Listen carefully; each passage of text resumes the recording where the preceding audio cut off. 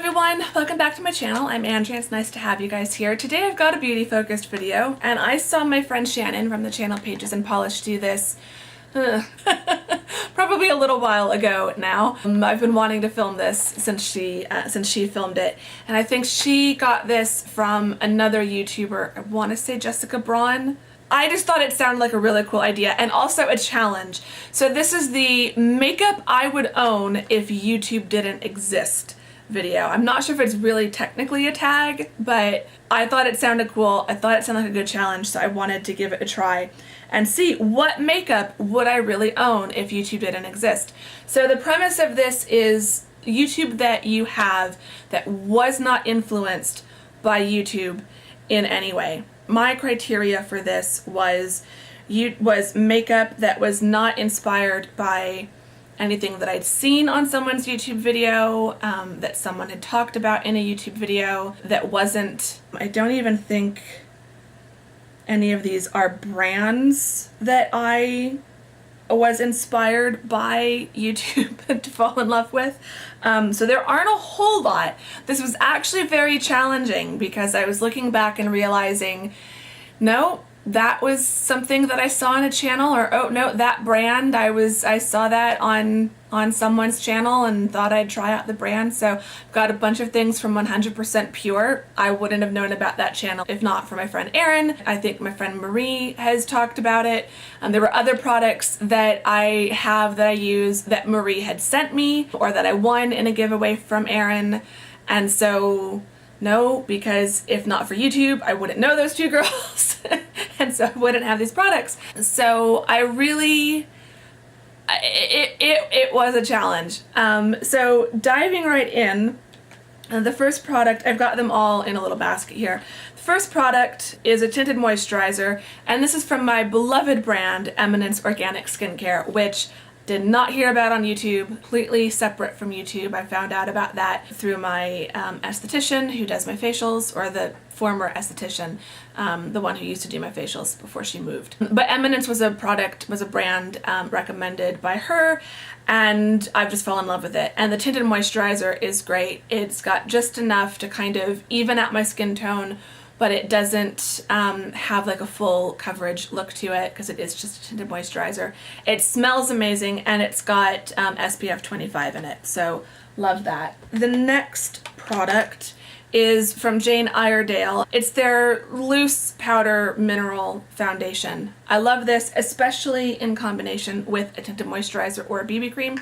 I'm wearing a different base today, not the Eminence one, but I'm wearing a BB cream today with this on top, and I find that this combined with a BB cream or a tinted moisturizer gives me just a little bit extra coverage, but still feels super light on the face. So I found this from a local natural cosmetics boutique here in the Phoenix Valley. This is the second one that I've owned. It lasts for flippin' ever. I am running out. I'm gonna need a new one eventually, but it does last a long time. So love that product. Another brand that I did not hear about on YouTube, but I discovered on the very first trip to the UK, is the brand Bourjois. And I found these little pots. So they've got the eyeshadows and then they've got the blushes. I love the blushes. They're just beautiful. They're slightly shimmery, slightly glowy. I actually think they're kind of similar to some of the Hourglass blushes that I have. I love Hourglass as a brand, but their blushes are like $50. So, or I think these are like £6, £8, maybe less. It's been a while, but they're not that expensive. And you can usually get these on offer at somewhere like Boots or Superdrug. So sometimes it'll be like 3 for 2. The eyeshadows are really great. They're highly pigmented. They go on really well. I'm not going to swatch them in this video because with my lighting, swatches never work anyway. I love them. And they're so small and they just fit in my makeup bag really easily. I sometimes will have the blush one just in my handbag just to top up my blush throughout the day. Definitely love these. I just discovered them on my first trip to the UK, just exploring the beauty aisle in Boots because I'd never been to Boots before. And then these were one of the brands that I found and fell in love with, and the few products that I just started right away, and pretty much every time I've visited, if I'm running low, I think I've had a couple of this shade, which is 08. I've had at least 2, if not 3 of these over the years. So if I know I'm getting low and I've had a few of the blushes, I will restock on those. Another brand that I've used for years, this is one of the first brands that I discovered after I cut out parabens from my makeup, and this is the brand Larenim. So they come in these little pots. They've got the, try not to make a mess if I open these, it's just loose powder in there, and then they've got the little holes that you can let more come up through. So they are kind of a bit of a pain for traveling because you will end up with a lot in the lid, but they are highly pigmented and just beautiful. This one is Bewitched Sand, and it's just a gorgeous rose gold. I mean, I had this one long before rose gold became a trend, and then when I noticed rose gold was like becoming a trend and was becoming something that I was genuinely falling in love with, I dug this one back out and use it fairly frequently now. And this is just beautiful. It's just an all-over wash of color over the lids and just not really anything else, and just a very simple kind of neutral but still really pretty eyeshadow look. I also really love the shade The Phoenix, which is kind of like a blue-black. It has slight shimmers of like almost a charcoal navy, but it's also a very rich black. It's beautiful, smudged into the lash line. So these are both products that I have used and loved since well before I got onto YouTube. Same thing with the Bourjois. Discovered Bourjois in 2010, and I didn't start YouTube, I didn't even start really watching YouTube until 2013, 2014, so well before YouTube. Another product is Butter London. Butter London is a brand, was one that I discovered outside of YouTube, just wandering around the aisles of Ulta, and this is their Moisture Matte Lippy. I'm not even sure if they still make these, which would be really disappointing because I really love this product. This is their shade Come to Bed Red. I know they still have the shade, but I'm not sure if they still make this specific formula. But I love this. It's one of the few matte lipsticks I can actually wear and that's comfortable. I tend to bring this one out a lot during the summer and then during winter. So love that. A few other products, I've just kind of got them grouped together. These are from the Ted Baker gift set that I bought in Boots when I was in London back in October. My love of Ted Baker, again, goes back to my first trip to London and has not been influenced by YouTube at all, other than lusting after other people's Ted Baker products when they do a haul video. So when I saw the makeup, I hadn't seen anyone review these yet, but I was all over it and really wanted them. Another brand is the brand Autograph. So I discovered them, I think it was summer of 2015, the second summer that I spent in the UK. Spent a lot of time in Marks and Spencer and in their beauty aisle, and discovered the Autograph range. By that point I was on YouTube, or I was watching YouTube. I wasn't making videos, but I was watching YouTube a lot, and no one was really talking about Autograph. My two favorites that I have in my makeup collection are this palette, which doesn't have a fancy name, it's just the eyeshadow palette, and it has all of these beautiful neutral shades, and then the Moisture Rich lipstick, something like that. This is shade Rosy. Really love this shade.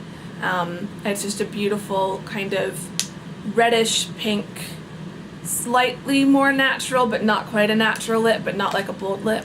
Love it. I discovered this range of lipsticks that summer and bought a few, and then I've picked up a couple new ones the last couple times that I visited. So I have now started to hear people talk about Autograph, and the Rosy for Autograph eyeshadow cream sticks were definitely influenced by YouTube, but these products weren't. When I first discovered the brand, it was not through YouTube, and I'm kind of surprised that Autograph doesn't get talked about more by British YouTubers, because it actually is a really good brand. I pretty highly rate a lot of their products.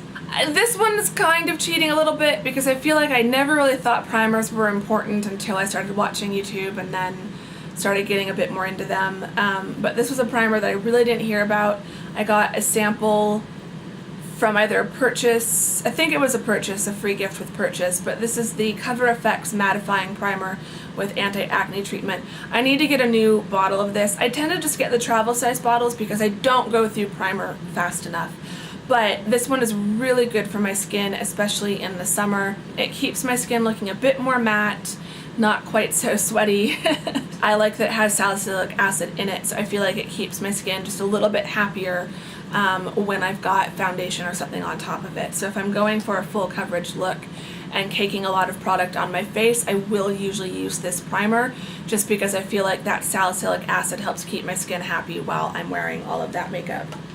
And then the last thing, which is the second palette, is I featured both of these two palettes in my recent palette collection video, by the way, and I think this one was in my top 5. But another favorite of mine, and this wasn't influenced by YouTube specifically, is the Too Faced Bonjour Summer palette. This was from 2014. I have such fond memories of wearing this palette. I love the colors, I love the shades. This was part of a gift set that I found. This just caught my eye. It came with a primer, an eyeliner, and a mascara.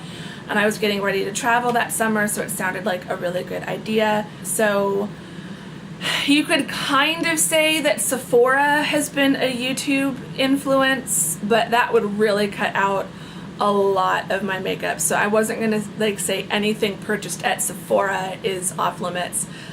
So this one managed to squeak into this video because even though it was purchased at Sephora, which my Sephora visits definitely increased thanks to YouTube.